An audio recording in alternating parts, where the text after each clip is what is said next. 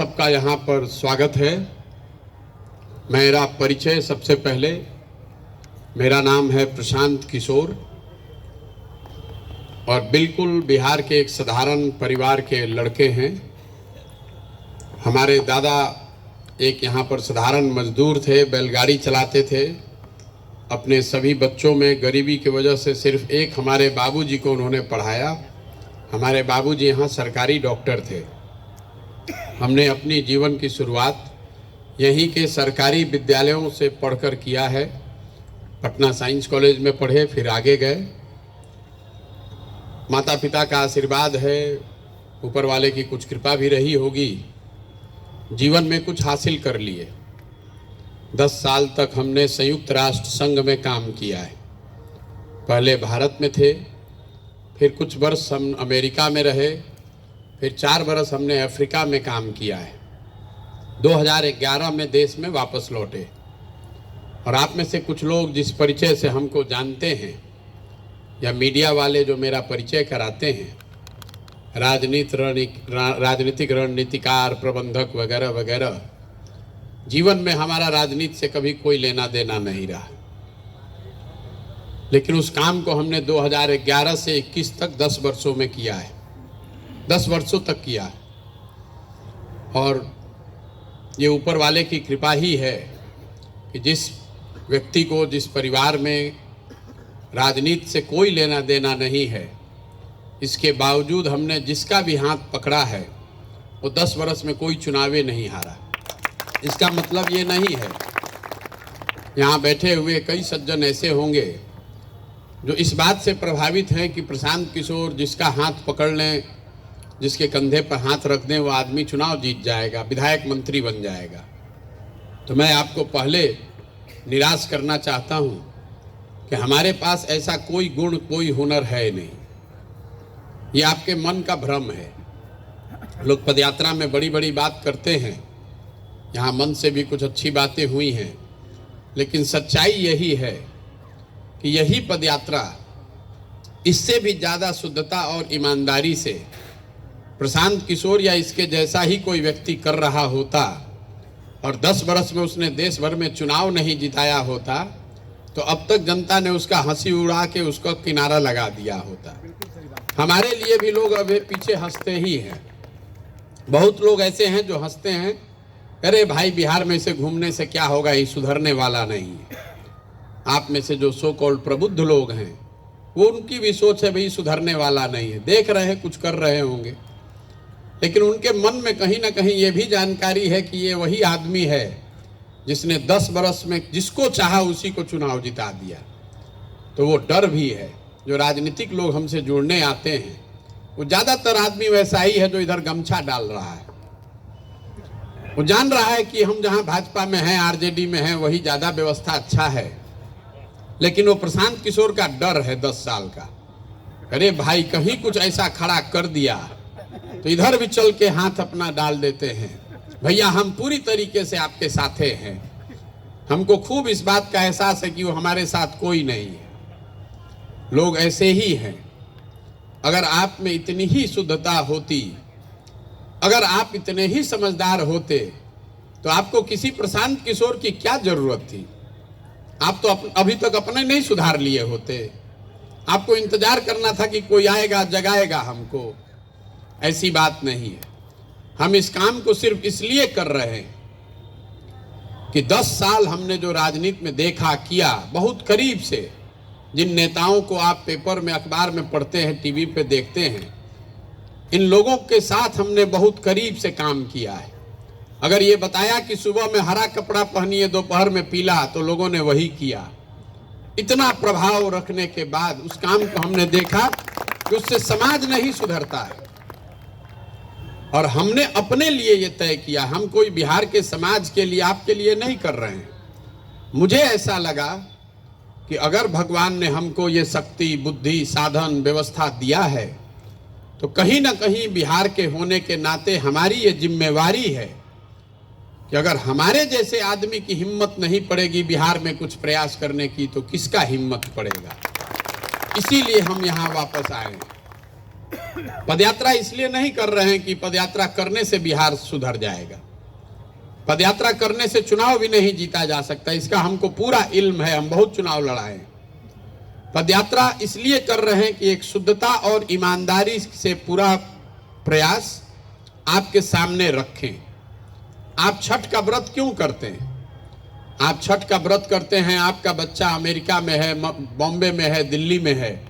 आप अपने गांव में जब व्रत करते हैं तो आपके मन में ये विश्वास है कि मेरे व्रत के प्रभाव से मेरे बच्चे का भला होगा। इसीलिए इस पदयात्रा को हम शुद्धता और ईमानदारी से कर रहे हैं। आपने देखा लोग 6 महीना साल भर में तो पूरा देश ही चल दिया पैदल। हम इतने बड़े बेवकूफ हैं कि 13 महीना से खाली 10 को जिला में गए, एक दिन भी छुट्टी नहीं लेते। दशहरा, दिवाली, छठ भी यहीं रहते हैं, फिर भी 10 जिला हुआ है। इसलिए कि ये पूरे पदयात्रा में रोड मापने का अभियान नहीं है, ये भीड़ जुटाने का कार्यक्रम नहीं है, ये समाज को निचले स्तर पर जाकर समझने और समझाने का प्रयास है। ये आपको बताने का प्रयास है कि कहाँ गलती हो रही है। यहाँ बैठे हुए जितने लोग हैं, जिससे पूछेंगे भाई बिहार इतना पिछड़ा क्यों है, तो कोई कहेगा भैया यहाँ पढ़ाई नहीं है ठीक, कोई कहेगा बहुत भ्रष्टाचार है, कोई कहेगा नेता अच्छा नहीं है। लेकिन ये सारी बात तो दूसरे जगह भी है। हम तो पूरा देश में काम किए हैं, कहीं नेता हमको हरिश्चंद्र नहीं मिला। नेता हर जगह झूठ बोलते हैं, वादा करते हैं, काम नहीं करते हैं, हर जगह भ्रष्टाचार है। लेकिन जितनी कुव्यवस्था, जितनी गरीबी, बदहाली बिहार में है, इतना कहीं नहीं है। आप जिस सीतामढ़ी का गौरव गान कर रहे हैं, बिहार में प्रति व्यक्ति आय है 35,000 रुपया, देश में सबसे कम 28वें नंबर पर हम लोग हैं देश में। और उसी बिहार में सीतामढ़ी जिला 37वें नंबर पर है, 38 जिला में 37वें नंबर पर है। मतलब आप बिहार के भी सबसे गरीब जिला है। यहाँ प्रति व्यक्ति आय है 20,600 रुपया। बताइए कि हम लोग किस दुर्दशा में जी रहे हैं। आदमी खड़ा होता है, कहता है भैया सीता माता की धरती है। अभी बड़े बड़े इतिहास की भी बात हुई, ये बहुत गौरव की बात नहीं है। हम लोग बोलचाल की भाषा में कहते हैं कि जो अपना जीवन में कुछ नहीं करता है वो दादाजी का बात बतियाता है कि हमारे दादा के यहाँ हाथी बनता था। बिहार में लोगों का वही दुर्दशा है। हम लोग का वर्तमान इतना चौपट है कि हम लोग हमेशा मौर्य वंश का ही बात करेंगे, चाणक्य का बात करेंगे, बुद्ध का, महावीर का बात करेंगे। अपना बात कोई नहीं कर रहा है, यहाँ कुछ है ये नहीं है बात करने के लिए। आप देश के सबसे गरीब, सबसे पिछड़े, सबसे ज्यादा अशिक्षित और सबसे ज्यादा बेरोजगार राज्य है। कोई आज आकर हमको कहा भैया बिहार के लोगों को बाहर अपमानित किया जा रहा है। हम उसको यही बता रहे थे कि 2 करोड़ लोग अगर बिहार के जाकर बाहर मजदूरी करेंगे तो आपको अपमानित नहीं करेगा, तो आपको बॉस बनाकर कुर्सी पर बैठाएगा। आपके बच्चे, आपके हमारे बच्चे क्या कर रहे हैं? बिहार से जाकर बाहर देश भर में मजदूरी कर रहे हैं। तो पहली बात आप ये समझिए कि बिहार इतना गरीब है क्यों। 50 के दशक में आपने पढ़ा सुना होगा कि जो देश के सबसे अच्छे 10 राज्य थे उसमें बिहार भी एक राज्य था। तमिलनाडु और बिहार बराबर के राज्य थे 1955 में। 1965 तक सब ठीक ही चल रहा था। उसके बाद से यहाँ स्थिति बिगड़नी शुरू हुई। कुछ लोगों को लगता है कि लालू जी आए उसके वजह से बिहार बर्बाद हो गया। ऐसी बात नहीं है। 1990 में भी बिहार देश का सबसे गरीब और पिछड़ा राज्य था जब लालू जी मुख्यमंत्री बने थे।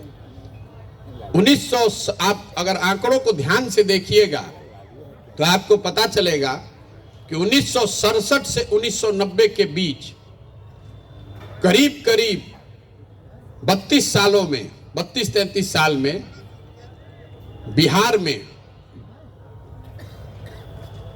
इतनी सरकारें आई और गई कि किसी को पता ही नहीं है कि कितने लोग मुख्यमंत्री, कोई 6 दिन के लिए मुख्यमंत्री बना, कोई 6 महीना के लिए मुख्यमंत्री बना। 67 के बाद से कोई ऐसा साल नहीं गया है जब बिहार किसी दूसरे राज्य के मुकाबले पीछे नहीं छूटा है। और उसकी एक वजह रही है राजनीतिक अस्थिरता। जो 23 साल का ये कालखंड है, इसमें बिहार में 30 से ज्यादा अलग अलग सरकार बनी। जब दूसरे राज्य आगे बढ़ रहे थे तो बिहार में कुर्सी का गेम चल रहा था कि कौन मुख्यमंत्री बनेगा और कौन उसको हटाएगा। इसीलिए 67 से उलटते उलटते 90 आते आते अब देश के सबसे गरीब राज्य बन गए।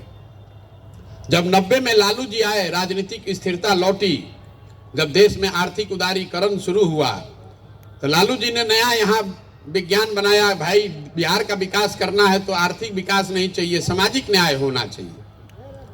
और जो उन्होंने शुरुआती काम किया उसमें कोई गलती नहीं है, उसकी तारीफ होनी चाहिए।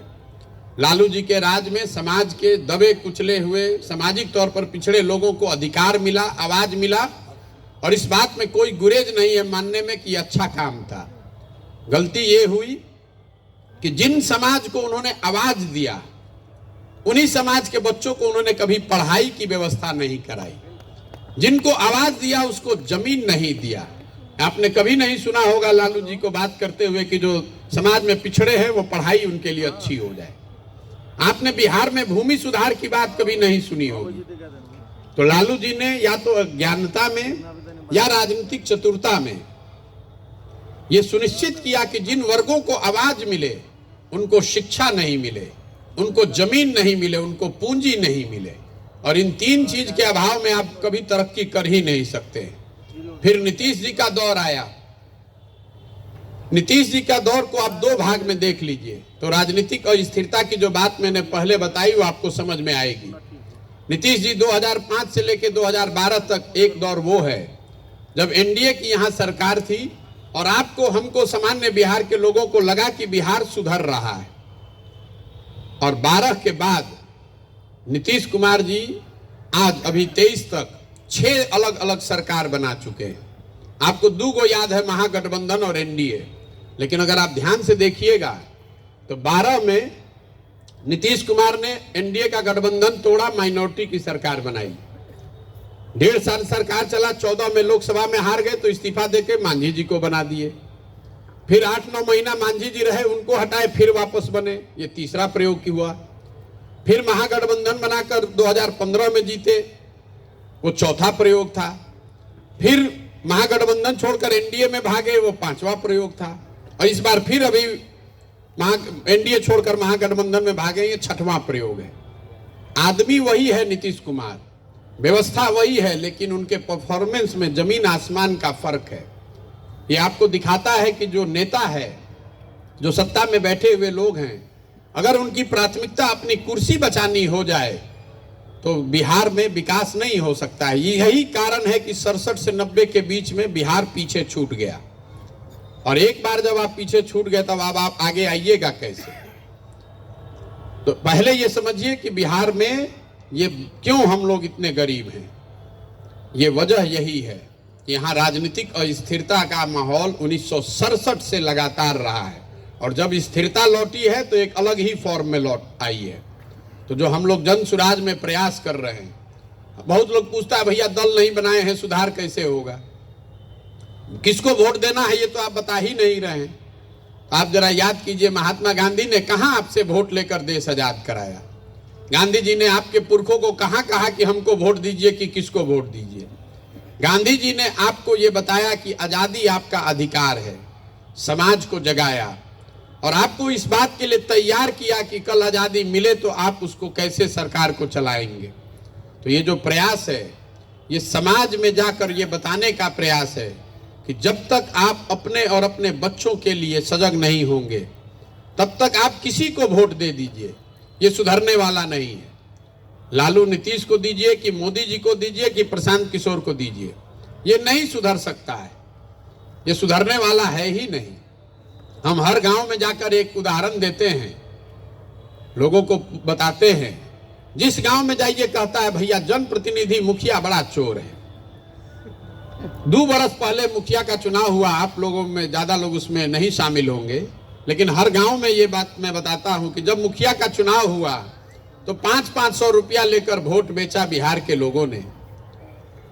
मुर्गा भात खाकर वोट दिए आप, 2-2 गो पाउच पर वोट का सौदा किए आप, तो आपका मुखिया चोर नहीं होगा तो हरिश्चंद्र होगा।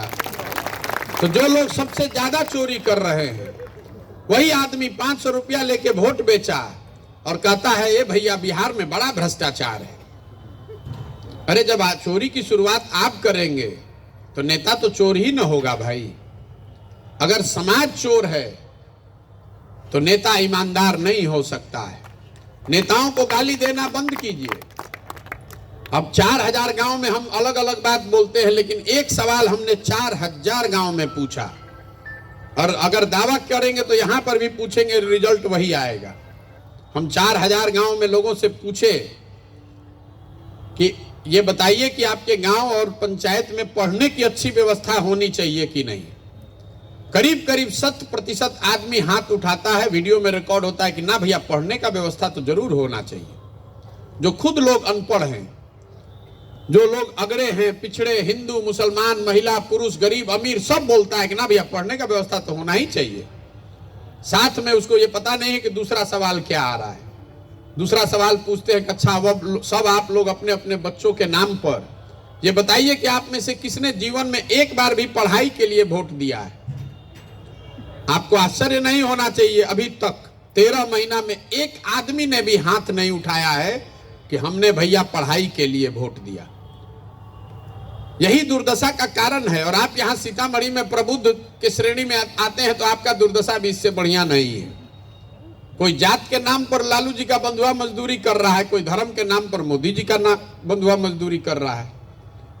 आप लोग कह रहे हैं कि भैया हम लोग सांसद को कहां वोट दिया, हम तो मोदी जी को दिए हैं।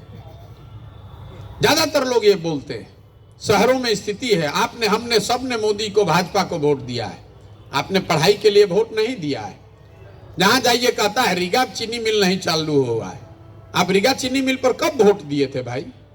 आपको तो पुलवामा पर वोट देना है, आपको राष्ट्रवाद पर वोट देना है, आपको राम मंदिर पर वोट देना है। तो बिहार में शिक्षा की बात क्यों कर रहे हैं आप? कभी आपने सोचा कि जो मोदी देश के प्रधानमंत्री हैं, गुजरात के भी प्रधानमंत्री हैं और बिहार के भी प्रधानमंत्री हैं, गुजरात में वही मोदी जी फैक्ट्री लगवाए, वही मोदी जी 1 लाख करोड़ का बुलेट ट्रेन बनवा रहे हैं, वहां रोज विकास हो रहा है। आपके हमारे बच्चे जाकर वहां मजदूरी कर रहे हैं, लेकिन मोदी जी ने बिहार के लिए कुछ नहीं किया। क्यों नहीं किया? आपको क्या लगता है बिहार में, देश में कौन ऐसा उद्योगपति है जिसको मोदी अगर कह दे कि तुमको रीगा चीनी मिल चालू करना है, किसका दम है कि वो कह दे कि नहीं करेंगे? मोदी जी के लिए 5 मिनट का काम है। क्यों नहीं किया उन्होंने?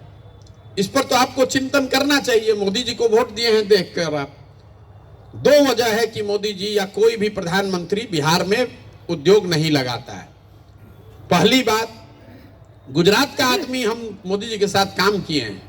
गुजरात में आप कहीं जाइएगा तो लोग ये बताएगा कि वोट तो देंगे लेकिन ये फैक्ट्री लगना चाहिए, रोजगार होना चाहिए, विकास होना चाहिए, सड़क होना चाहिए। तो मोदी जी पर भी वो दबाव है कि अगर वो विकास नहीं होगा तो गुजरात का आदमी वोट नहीं देगा। बिहार में हम लोग कह रहे हैं मोदी जी चिंता मत कीजिए, अरे 4 किलो अनाज आप भीख में दे रहे हैं हम लोग को, बोरा में भर के हम लोग वोट आपको दे देंगे। काहे मोदी जी आपको बुलेट ट्रेन बनाएंगे भाई? सीतामढ़ी निर्मली लाइन काहे बनेगा? 2000 करोड़ का ट्रेन का लाइन है। आज से 18 बरस पहले लालू जी ने घोषणा किया था। हमको लोग बता रहे हैं भैया किसी तरह ये लाइनवा चालू हो जाता ना। देखिए बिहार का दुर्दशा। मोदी जी को आपने वोट दिया है, उनका चेहरा देख के, भैया हम लोग सांसद को नहीं जानते हैं, मोदी जी को वोट दिए हैं। मोदी जी गुजरात में बुलेट ट्रेन बना रहे हैं। बुलेट ट्रेन बनाने का खर्चा है 1 लाख करोड़ रुपया। 1 लाख करोड़ रुपया। गुजरात से मोदी जी का कितना एमपी जीत कर गया है? 26 गो। हम लोग कितना जिताए हैं? 39 गो। और हम लोग को निर्मली सीतामढ़ी पैसेंजर भी नहीं मिलने वाला है। काहे मिलेगा? यहाँ के आदमी को मुफ्त में ही वोट देने का आदत है। बिहार के आदमी को और कुछ आए चाहे नहीं, राजनीति पर चर्चा करने खूब आता है। अपने घर में पढ़ाई नहीं है, रोजगार नहीं है, खाने का ठिकाना नहीं है, लेकिन 5 आदमी जहां बैठेगा तो बैठ के राजनीति बतियाएगा। हम रास्ते में चले हैं तो आपको बताना चाहते हैं, हमको गांव देहात में ऐसा आदमी भी मिला जो इजराइल फिलिस्तीन की बात कर रहा है। भैया गाजा में क्या होना चाहिए? भैया यूक्रेन में कैसे लड़ाई रुकेगा? मजाक नहीं कर रहे हैं, सही में बैठ के लोग आधा आधा घंटा समझाते हैं कि यूक्रेन में किसका गलती है भैया। बिहार में लोगों को और कुछ हो चाहे नहीं, इस मिट्टी की ताकत है। यहाँ के बच्चों को, यहाँ के लोगों को राजनीति की खूब समझ है। खाली उसको ये नहीं समझ है कि अपने बच्चे का कपड़ा कैसे होगा, अपने बच्चों के लिए रोजगार कैसे होगा, कोई चिंता ही नहीं है यहाँ के लोगों को। अभी हम गए थे बरगेनिया, आपके यहाँ ब्लॉक है, एक प्रखंड है बरगेनिया। हम जब 3-4 घंटा चल लिए, ऐसा लगा कि प्राण निकल जाएगा, इतनी घबराहट हुई वहां की गरीबी और बदहाली देखकर। जो लोग वहां आए थे चाय पीने के लिए, हम रुकते हैं आधे रास्ता चलने के बाद हर दिन, लोग एकदम इत्मीनान से बैठे हुए उसी दुर्दशा में। हम पूछे, भाई इतना गरीबी तो, हम इतना प्रखंड 200 से घूम कर आ रहे हैं, इतना गरीबी तो कहीं नहीं देखे। क्या कहिएगा भैया, ऐसे ही चल रहा है। उसी प्रखंड से 1 लाख मुसलमान जाकर वोट देता है लालटेन को। कैसे सुधरेगा बताइए? आप कहते हैं भैया हमारा सड़क खराब है, तो सड़क का मंत्री कौन है? तेजस्वी यादव। आप कह रहे हैं कि अस्पताल दवाई डॉक्टर नहीं है, तो स्वास्थ्य मंत्री कौन है? तेजस्वी यादव। आप कह रहे हैं नाली गली, अभी आपके यहाँ गए थे सीतामढ़ी में, आज सुबह मंदिर से निकले तो बांध वाला जो रोड है वो गांव का सड़क सब उससे बढ़िया है। आप कह रहे हैं कि भैया नाली गली एकदम जीना मुहाल है, तो ग्रामीण कार्य मंत्री कौन है? वो भी तेजस्वी यादव। आप कह रहे हैं भैया पढ़ाई तो बिल्कुल ध्वस्त हो गया, तो शिक्षा मंत्री कौन है? वो भी लालटेन के चंद्रशेखर यादव। और उसी लालटेन को जाकर मुसलमान भाजपा के डर से या लोग जाति के नाम पर वोट देंगे, तो कैसे आपके बच्चों का भला होगा? बहुत लोग कहता है भैया हमारे पास विकल्प नहीं है। जिसको जब निरुत्तर हो जाता है आदमी, तो कहता है भैया हमारे पास विकल्प नहीं है, किसको वोट दें? ये बिल्कुल आपका ढोंग है। हम आपको एक उदाहरण अभी दे देते हैं। यही बगल का आपका लोकसभा क्षेत्र है वैशाली, जिसकी चर्चा हो रही थी। वैशाली में एक बड़े नेता थे रघुवंश प्रसाद सिंह जी। हमारे दल के नहीं हैं, हमारे जात के नहीं हैं, हमारे विचारधारा के नहीं रहे, लेकिन वैशाली जाइए या देश में जो भी लोग बिहार में उनको जानता है, कोई भी यही कहेगा कि नहीं गलत आदमी नहीं थे, अच्छे नेता थे, ईमानदार थे, उन्होंने कुछ सुधारने का, अच्छा करने का प्रयास किया। वैशाली में जब हम पैदल चल रहे थे तो गांव-गांव हमने लोगों से पूछा, भैया यहाँ ग्रामीण सड़क कुछ बढ़िया स्थिति में दिख रहा है, ये काम सब कब किसने कराया है? तो बोला भैया जब रघुवंश बाबू ग्रामीण विकास मंत्री थे तो वही सब काम कराए। रघुवंश बाबू 2014 में लोकसभा का चुनाव लड़े वैशाली से, तो वैशाली की प्रबुद्ध जनता, जिसके जमीन की इतनी चर्चा हो रही थी, वैभव की, लोकतंत्र की जननी होने की, उसी वैशाली की प्रबुद्ध जनता ने रघुवंश बाबू को हराया और जिताया किसको? रामा सिंह को। उनकी छवि क्या है वो आप में से ज्यादातर लोग जानते हैं। रघुवंश बाबू को हराया और जिताया रामा सिंह को। मान लीजिए 14 में काहे जिताए भाई? कहा भैया मोदी का लहर था, गलती हो गया। 2019 में फिर रघुवंश बाबू लड़े, रघुवंश बाबू को फिर हराया गया, वहां पर जिताया बीना सिंह को। अब कह रहा है कि भैया सांसद तो अपना चेहरे नहीं दिखाई है 5 बरिस से, तो मेरे भाई जब तुम बोओगे बबूल तो आम कहां से खाओगे? आप कहते हैं विकल्प नहीं। बिहार में कोई अगर सीधा आदमी खड़ा हो जाए तो घर में बैठ के लोग उसका मजाक उड़ाते हैं, बिहार में ही नहीं चलेंगे। बिहार में अगर आपको नेता बनना है तो कुर्ता के ऊपर गंजी पहनने आना चाहिए। जिसको भाषा का ज्ञान नहीं है, जिसको विषय का ज्ञान नहीं है, किसी ने गलती से एक लाइन अंग्रेजी में बोल दिया तो यहाँ का आदमी समझता है अंग्रेजी बोल रही, क्या बिहार में चलेंगे? देखिए आपकी क्या दुर्दशा है। आप तो खुद ही चाहते हैं कि जो सबसे अनपढ़ हो, जो सबसे बदमाश हो, वही हमारा नेता हो, और उसको चुन कर लाते हैं। उसके बाद आप रोज शिकायत करते हैं बड़ा बिहार में नेता सब अच्छा है। ये नहीं है, ये समस्या है। जब तक आप नहीं सजग होइएगा, आप अपने को कितना भी प्रबुद्ध कह लीजिए, आपकी दशा सुधरने वाली नहीं है। और शहरों में जो पैसे वाले कुछ लोग हैं, इनको लग रहा है कि हमारा लड़का तो ठीक है चल रहा है, बाहर पढ़ रहा है, काम चल रहा है, बिजनेस धंधा हो ठीक है चल रहा है। आप इसके सबसे बड़े भुक्तभोगी हैं। पलायन खाली गरीब नहीं कर रहा है। हम रोज कहते हैं पलायन की समस्या सिर्फ गरीबों के लिए नहीं है। आप भी जरा गौर से देखिए तो आपको भी अपने बच्चों के साथ रहने का सुख नहीं है। अगर आपके पास पैसा है तो आपका बच्चा भी पढ़ने के लिए बाहर ही जा रहा है। अगर पढ़ लिख के नौकरी पा लेगा तो कभी बिहार में लौटेगा नहीं। हमारा बच्चा लौट सकता है, कभी नहीं लौटेगा बिहार में। तो ये मत समझिए कि हम अगर कुछ पैसा कमा रहे हैं, आप कमा रहे हैं, तो अब हम आपका जीवन ठीक होने वाला है। अगर समाज बर्बाद होगा, अगर जहाज डूबेगा तो उसमें बैठा हुआ हर आदमी डूबेगा। वो बिहार में लोगों को, प्रबुद्ध लोगों को ये समझना चाहिए। प्लेटो ने बहुत एक अच्छी बात आज से सैकड़ों साल पहले बताई। ग्रीस के बड़े दार्शनिक थे। If you do not participate in democracy, be ready to be ruled by your inferior. मतलब हिंदी में उसका ट्रांसलेशन ये हुआ कि अगर आप राजनीति में भागीदार नहीं बनिएगा तो इस बात के लिए तैयार रहिए कि कोई मूर्ख आदमी राजा बनकर आप पर शासन करेगा। बैठ के ड्राइंग रूम में बतियाने से नहीं होगा, आपको प्रयास करना पड़े। इसका मतलब ये नहीं है कि हम कह रहे हैं कि आप अपना काम धंधा छोड़कर राजनीति में आ जाइए, लेकिन राजनीतिक तौर पर जागरूक बनिए। बंधुआ मजदूरी मत कीजिए, चाहे जात के नाम पर कीजिए, राष्ट्रवाद के नाम पर कीजिए। कहता है कि हम मोदी जी को वोट दिए हैं देश को मजबूत करने के लिए। आप अपने आप को प्रबुद्ध कहते हैं।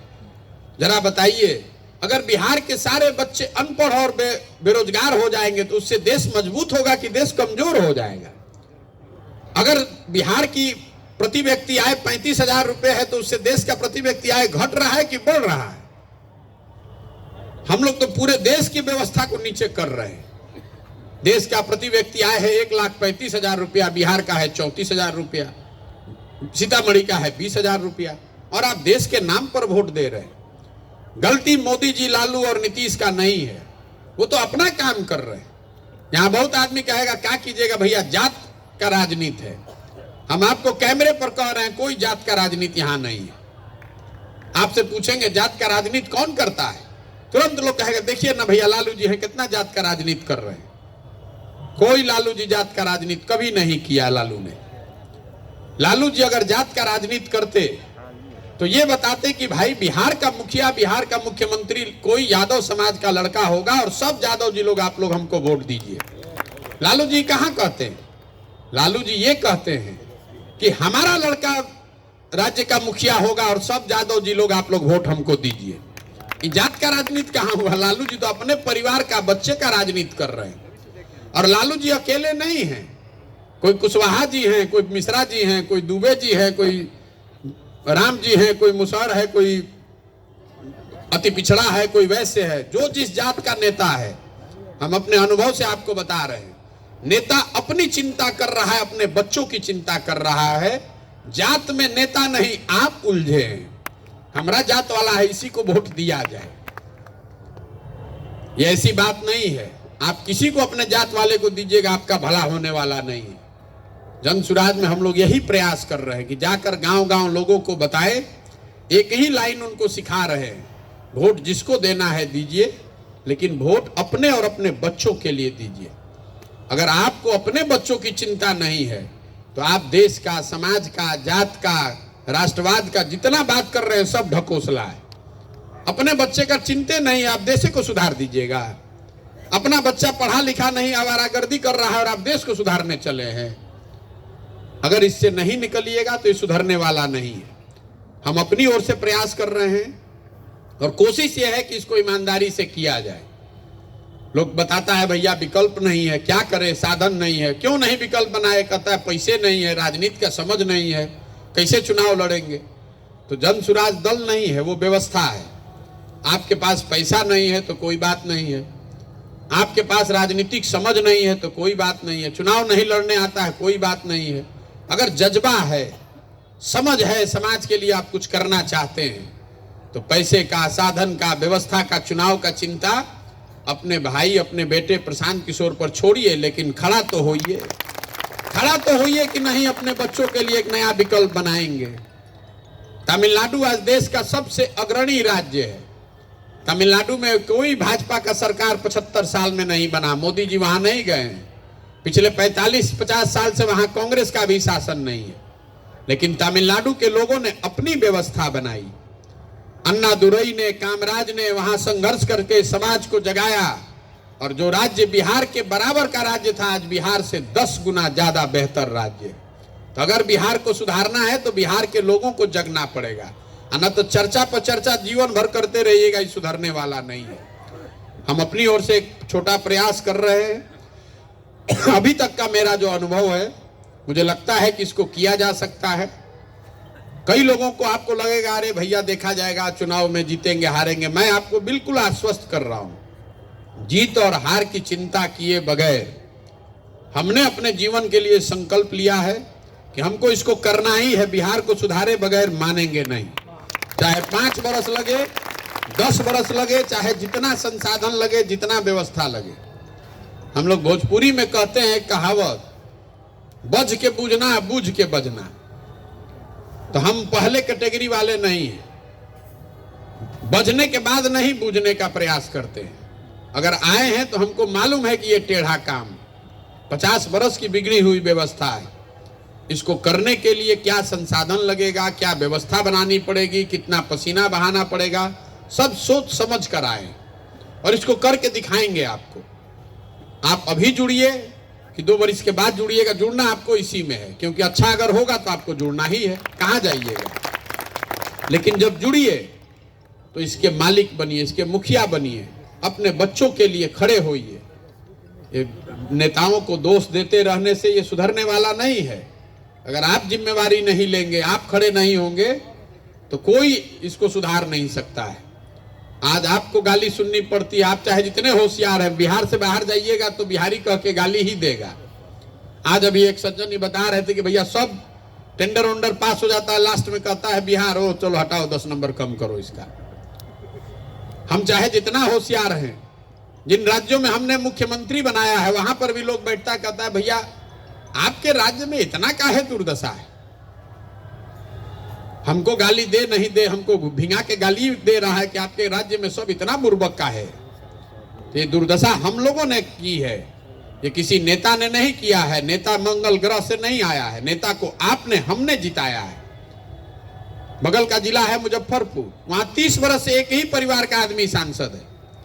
हम रास्ते में चलते हैं, जब लोग बहुत परेशान कर देता है भैया नहीं, ये नहीं है वो नहीं है, हम पूछते अच्छा ठीक है तो बहुत परेशानी है, बताइए तो आपका सांसद कितना बार से जीत रहा है। ए भैया याद नहीं है, हो गया 3-4 बार से जीत रहे हैं।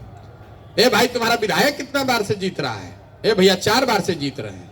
वाह रे भाई, आप गाली भी दे रहे हैं और 4 बार से वो जीतियो रहे हैं। दोनों बात कैसे हो रहा है। आप जिसको 5 बरस गाली देते हैं, बिहार के आदमी को चुनाव के दिन वो सब बात भुला जाता है। चुनाव के दिन यहाँ के आदमी को 4 गो बात खाली बुझाता है। पहला बात, हमरा जात क्या है, कौन हमरा जात का नेता है। ऐसा नहीं है कि जो पढ़ा लिखा नहीं है वही कर रहा है, जो पढ़ा लिखा है उसमें ज्यादा जात का भावना है। जो हमारे जात का खड़ा है, चोर हो, बदमाश हो, डकैत हो, उसी को जाकर वोट दीजिएगा। कुछ लोगों को ऐसा लगता है कि बिहार में हर आदमी जाते पर वोट देता है, तो ये आपका भ्रम भी दूर कर देता है। ऐसी बात नहीं है। बिहार में अगर हर आदमी जात पर वोट देता तो आप बताइए कि मोदी जी को इतना वोट मिलता कैसे। उनके जात का आदमी यहाँ रहता नहीं है। तो जो जात से बचा वो धर्म में फंसा। अरे सब हिंदू एक हो जाइए, मुसलमान नहीं जीतना चाहिए। इस बार पुलवामा हो गया है, पाकिस्तान पर बम गिराना है।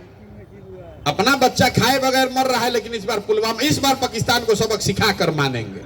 जाके सब आदमी भाजपा को वोट ठोक दिया। जो दोनों से बचा तो कहता है भैया लालू जी का जो राज था ना, अरे कुछ हो जाए लालू को नहीं लौटना चाहिए। तो चुनाव के 2 दिन पहले तक भाजपा के विधायक को बैठ के गरियाता है घर में। अब वोट के दिन कहेगा ए भाई देखो ललटेन जीत जाएगा, डर के मारे जल्दी चलो चलो कुछ हो, चलो भाजपा वाला ठीक है, 2 गो रोटी कम में मिलेगा, बिजनेस नहीं चलेगा, कम से कम रंगदारी तो नहीं होगा, अपहरण तो नहीं होगा। तो लालू के डर से जाके भाजपा को देगा। और चौथा हम लोग के ये मुसलमान भाई लोग है, इन लोग का दुर्दशा सबसे ज्यादा है समाज में।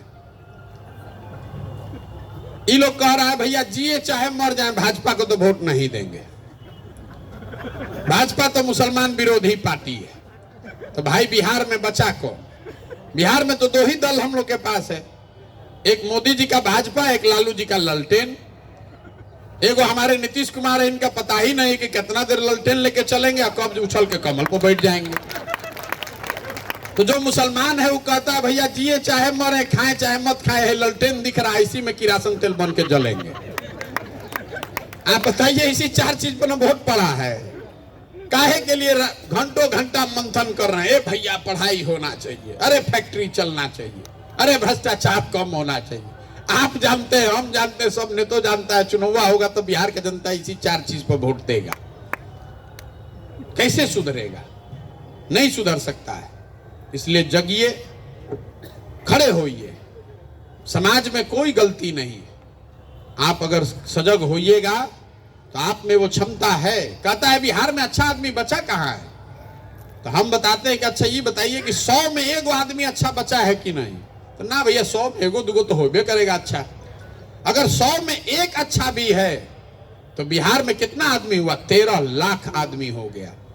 अगर आप 100 को अच्छा विधायक बना दीजिएगा तो उसी से बिहार बदल जाएगा।